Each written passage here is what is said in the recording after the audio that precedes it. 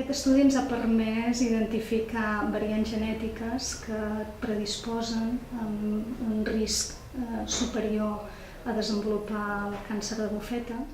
Un exemple és la variant NAT2 slow.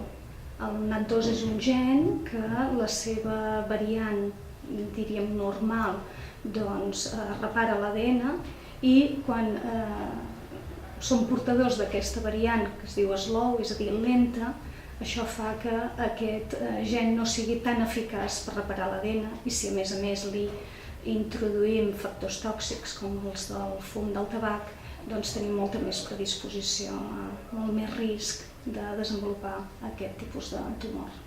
La segona troballa en la que estàvem interessats era en identificar factors genètics que ens ajuden a predir l'evolució del tumor. És a dir, si hi ha risc que es produeixin més reaparicions del tumor o aquest risc és molt baix. I per tant, són unes variants que ens ajudaran i ajudaran sobretot els uròlegs a dissenyar uns protocols de seguiment i de tractament més personalitzats per a cada pacient.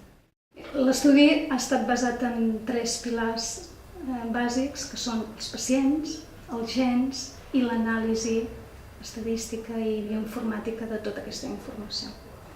La primera part, la dels pacients, que van aportar material ADN per poder analitzar la seva variabilitat genètica.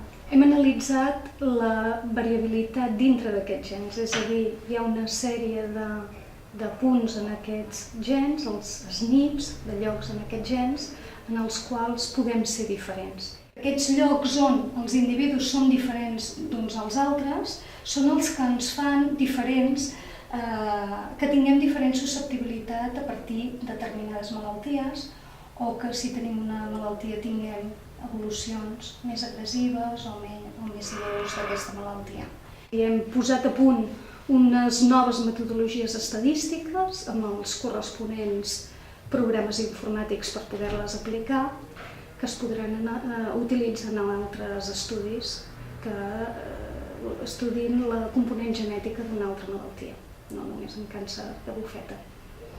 Els resultats de l'estudi de la Marató han tingut molta repercussió internacional i ens han permès de participar en un projecte europeu amb l'objectiu de validar tots aquests resultats, aquestes variants genètiques i proposar a nivell europeu un model predictiu de l'evolució de la malaltia.